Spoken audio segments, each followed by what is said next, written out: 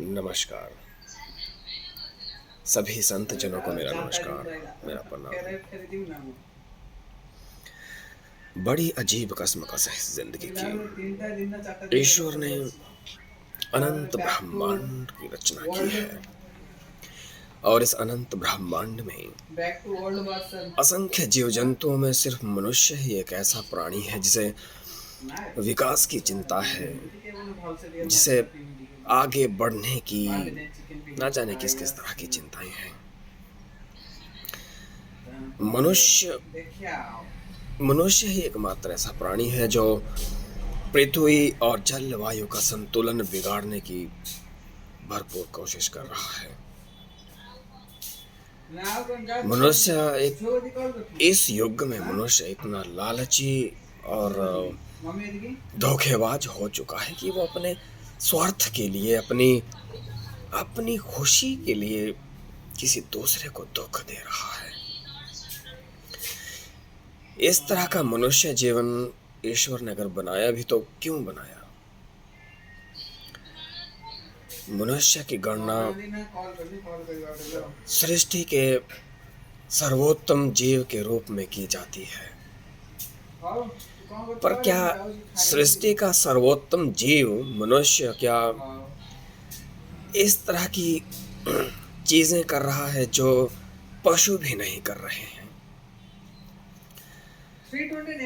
मनुष्य ना जाने किस तरह किन किन चीजों के लिए क्या क्या कर रहा है।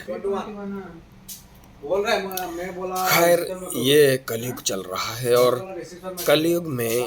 कलयुग के जो दुर्गुण हैं वो प्रभावी हो रहे हैं। कलयुग के दुर्गुण अहंकार, काम, क्रोध, लोभ, मोह, मद, मत्सर। मनुष्य कलयुग के इन दुर्गुणों में दिन प्रतिदिन फंसता ही चला जा रहा है।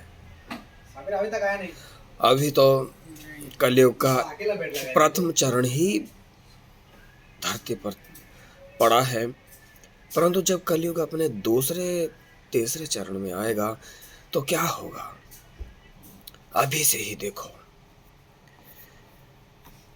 कलयुग किस तरह से तहलका मचाने लगा है। भारतीय संस्कृति, जिसे इस दुनिया की जन्मदाता कहा जाता है, सनातन संस्कृति को, उसके साथ लोग किस तरह से खिलवाड़ करना शुरू कर दिए हैं। अब पाश्चात्य लोगों की संस्कृति डंका बजाने लगी है। दिन प्रतिदिन लोग पाश्चात्य संस्कृति की तरफ बढ़ते जा रहे हैं। उन्हें कोई लेना देना नहीं है कि सनातन संस्कृति क्या है। लोग मूढ़ बुद्धि हो रहे हैं दिन प्रतिदिन। वो अपने जीवन को पाश्चात्य तराजू में तोलना चाहते हैं। ये पाश्चात्य तराजू क्या है? कभी हम इस पाश्चात्य तराजू में नहीं तोल पाए। ये फैशन की हवा इस दुनिया को लग रही है, ये हमें क्यों नहीं लगी? हमने भी मॉडर्न होने की कोशिश की है, लेकिन हम मॉडर्न नहीं हुए।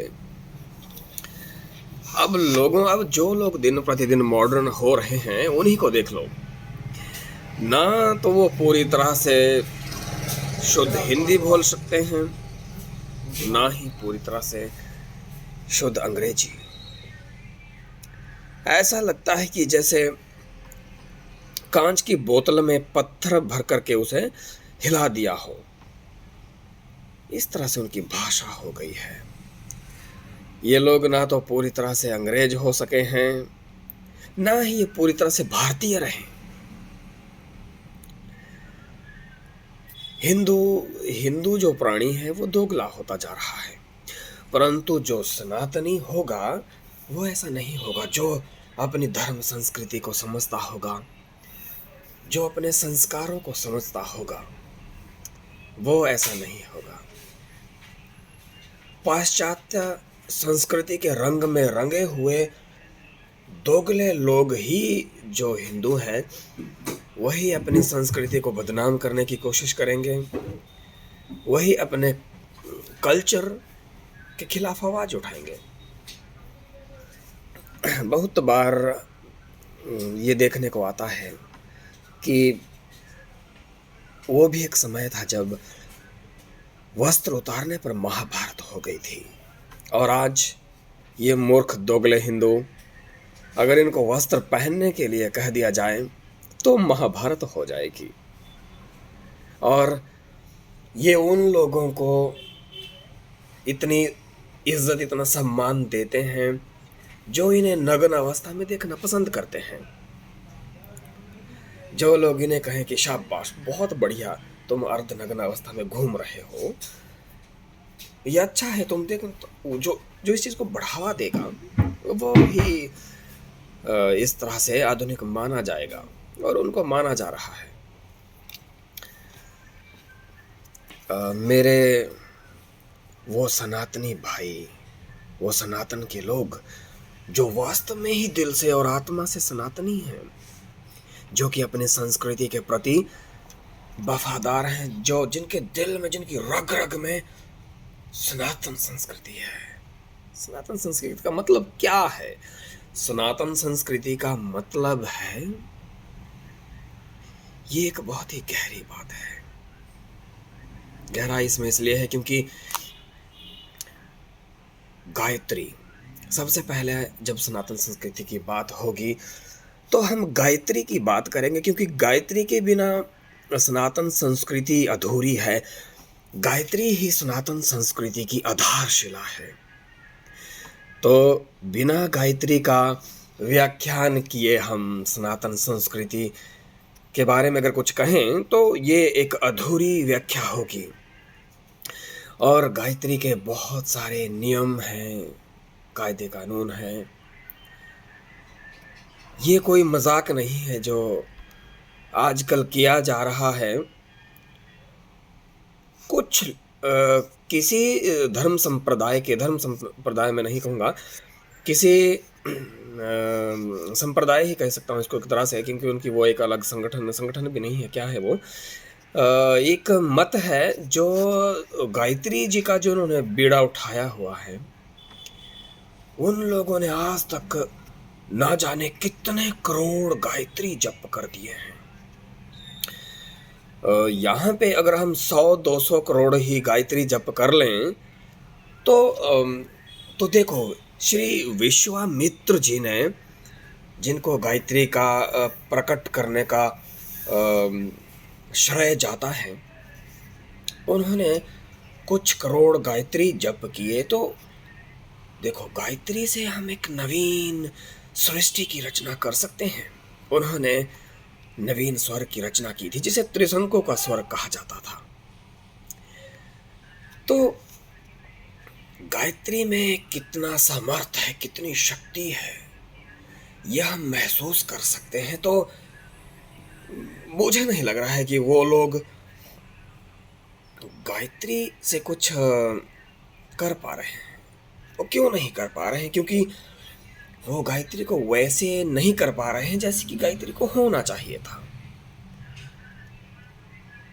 तो गायत्री को एक बार वैसे ही किया जाए जैसे कि गायत्री होती है, फिर देखिए गायत्री का चमत्कार कैसे प्रकट होता है।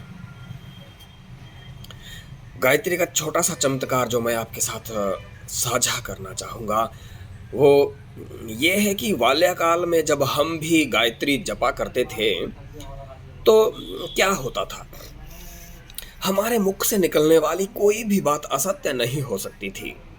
तो पहली बात तो ये है कि आप में सदाचार का प्रवेश होगा, आपकी आत्मा सदाचार से ओतप्रोत हो जाएगी। सदाचार मतलब अच्छी भावना।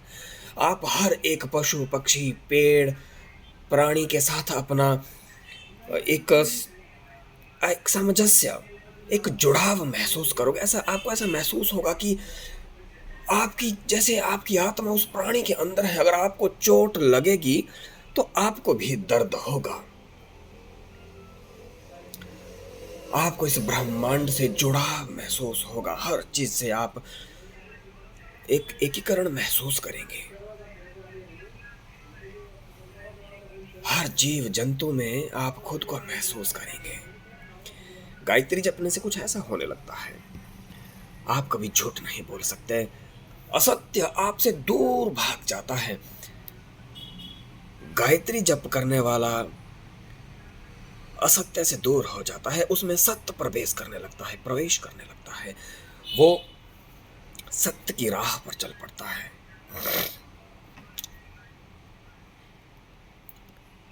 गायत्री जप करने से इस तरह के बदलाव होने लगते हैं। आप गायत्री जपिए, गायत्री एक अनोखी चीज है। गायत्री हमारी संस्कृति, हमारी सनातन संस्कृति की आधारशिला है, और मैं चाहूंगा कि सभी लोग गायत्री को वैसे ही जपें, वैसे ही करें जैसे कि गायत्री होती है। अपने मन गढ़ंत नियम बनाने से अगर गायत्री हो तो वो कोई विशेष प्रभावशाली या फलदायी नहीं होगी। इसलिए मैं चाहूंगा कि जो भी लोग ये वीडियो देखें वो गायत्री को उसी के ही अनुरूप में करें। जय माता दी, जय श्री राम, जय माता गायत्री।